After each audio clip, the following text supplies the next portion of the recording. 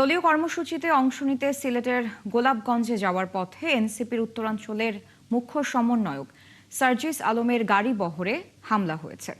এ কথা সাংবাদিকদের বলেছেন নাসির উদ্দিন পাটোয়ারি। বৃহস্পতিবার দুপুরে শাহজালাল বিজ্ঞান ও প্রযুক্তি বিশ্ববিদ্যালয়ে ছাত্রশক্তির আলোচনা সভা শেষে নাসির উদ্দিন পাটোয়ারি হামলার এই কথা জানান। তিনি জানান, গোলাপগঞ্জে জুলাই শহীদ পরিবারের সাথে সাক্ষাৎ শেষে সমাবেশের দিকে রওনা হন সার্জিস আলম।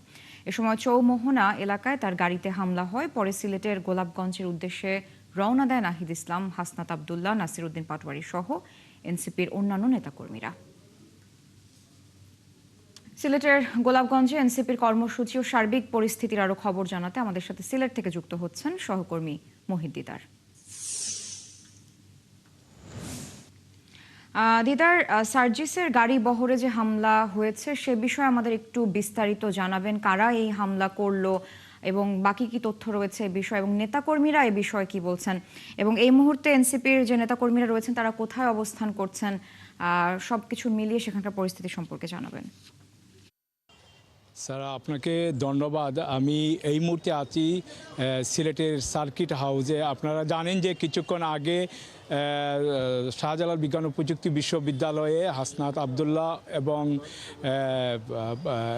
আবদুল্লাহ নাসিরুদ্দিন পাটোয়ারি তিনি বক্তব্য রেখেছিলেন। বক্তব্যের পরে সাংবাদিকদেরকে বলেছিলেন যে এখানে গোলাপগঞ্জে হামলা হয়েছে। আমরা গোলাপগঞ্জে একটি সাংবাদিক শহীদ পরিবারের সাথে সার্জিস আলম মত বিনিময় শেষে তিনি পদযাত্রায় অংশগ্রহণ করার জন্য যে সময় বের হন, তখনই চৌমনি এলাকা যেটা আছে সেই এলাকাতে সার্জিস আলমের গাড়িতে হামলা করা হয়। আমি এখন সার্কিট হাউসে আছি, আপনি গাড়িটি দেখতে পাচ্ছেন যে সার্জিস আলম যে গাড়িতে ছিলেন সেই গাড়িতে হামলা হয়েছিল। এখানে গাড়ির যে গ্লাসগুলো আছে সেই গ্লাসগুলো ভাঙচুর করা হয়েছে। আমরা কিছুক্ষণ আগে সার্জিস আলমের সাথে কথা বলেছিলাম যে কারা হামলা চালিয়েছে।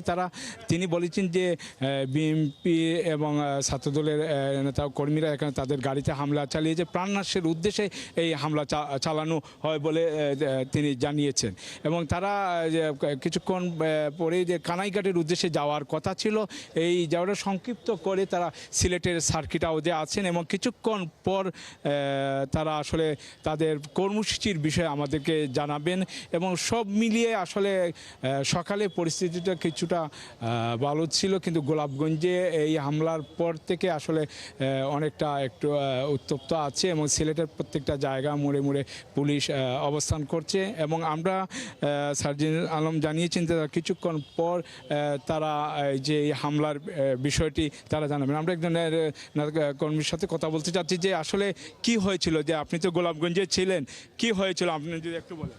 আপনি দেখেছেন আমরা গোলাপগঞ্জের শহীদ ফ্যামিলির সাথে প্রোগ্রাম করে শান্তিপূর্ণ প্রোগ্রাম করার শেষে আমরা যখন সিলেটের উদ্দেশ্যে বাইর হই, তখনই এক দল উচ্ছৃঙ্খল যুবক আমাদের নেতৃবৃন্দ যে গাড়িতে শহীদ ফ্যামিলি ছিল, যে গাড়িতে সার্জিস আলম ছিলেন, ওনার স্ত্রী ছিল এবং মাহমুদা মিতু এমপি দুইজন সংসদ সদস্য ছিলেন, এই গাড়িতে লক্ষ্য করে তারা হামলা করেছে, যেটা আসলে সিলেটের জন্য কলঙ্কর, লজ্জাজনক।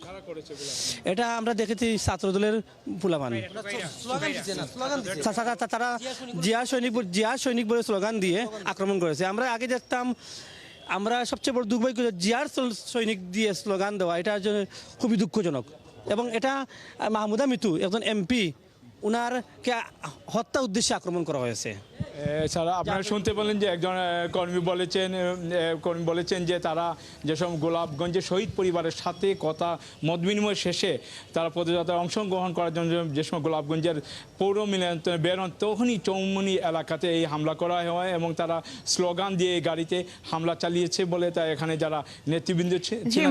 ধন্যবাদ যুক্ত হওয়ার জন্য। দর্শক, যুক্ত ছিলেন সহকর্মী মোহিত দিদার। সিলেটের গোলাপগঞ্জে এনসিপির যে কর্মসূচি চলছে সেখান থেকে সার্বিক পরিস্থিতি জানাচ্ছিলেন তিনি আমাদের।